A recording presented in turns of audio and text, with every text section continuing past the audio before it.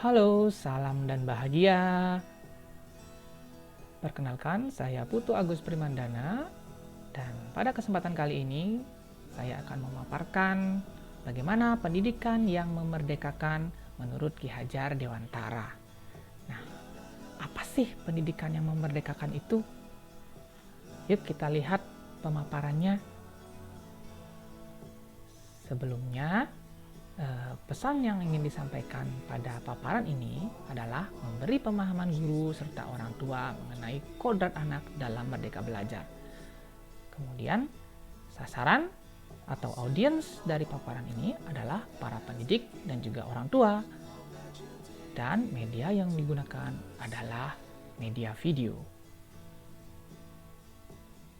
Nah, sebelum kita lanjutkan, yuk kita berpikir dulu. Kalau dahulu yang kita pikirkan atau yang kita anggap anak yang baik seperti apa sih? Apakah anak yang diam, duduk rapi, dan penurut di kelas? Sepertinya semua guru mendambakan suasana kelas yang hening, kemudian sangat teratur, rapi, dan sangat penurut ya di kelasnya. Kemudian kalau ada anak yang ribut, kemudian tidak menurut dan tidak mau diatur, itu pasti dicap sebagai anak yang nakal atau anak yang bandel. Nah, apakah anggapan seperti itu masih berlaku di zaman sekarang ini?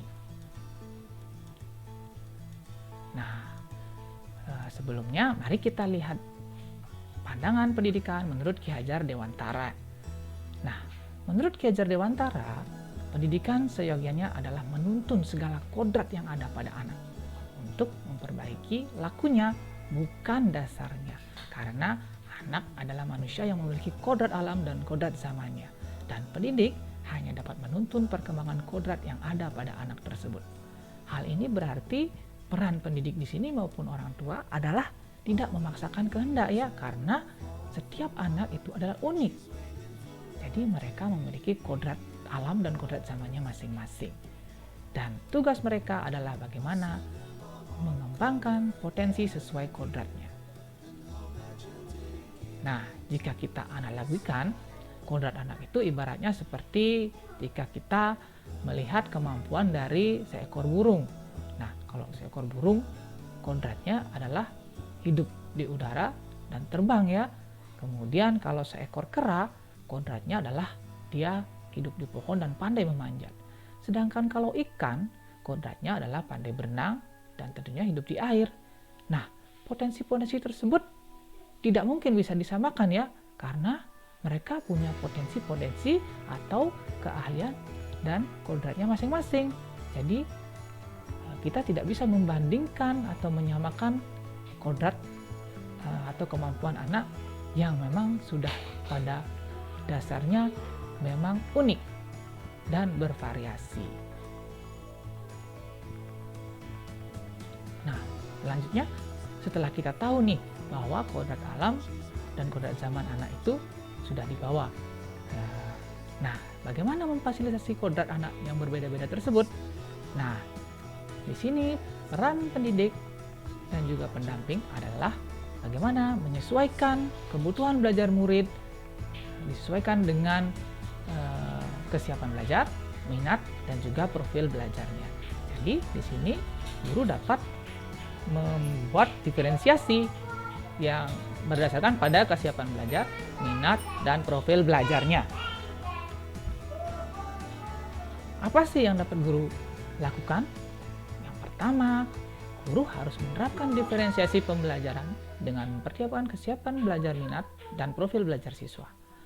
Kemudian, kita juga tidak boleh menganggap bahwa setiap individu adalah sama yang harus pintar pada semua mata pelajaran. Karena anak memiliki potensi yang berbeda-beda, tentunya kemampuan dan juga minatnya juga berbeda-beda. Dan itu harus dikembangkan potensinya dengan baik oleh pendidik. Nah, kemudian kita juga harus memberikan kebebasan kepada anak untuk memilih cara belajarnya sesuai kebutuhan dan guru sebagai pengarah atau among, di mana kebebasan anak itu juga dibatasi oleh norma dan juga nilai-nilai yang berlaku di masyarakat. Jika anak tersebut sudah mulai kehilangan atau melenceng dari norma, maka tugas guru adalah mengarahkannya kembali ke track sehingga dia bisa selamat dan tidak memperoleh bahaya. Kemudian untuk orang tua, agar tidak memaksakan sistem belajar tertentu dan lebih menggali potensi dan minat anak untuk dikembangkan.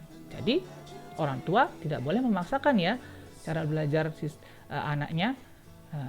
Jadi mulai mengenal potensi anak dan juga bisa memberikan support dan pendampingan agar potensi tersebut berkembang dengan maksimal.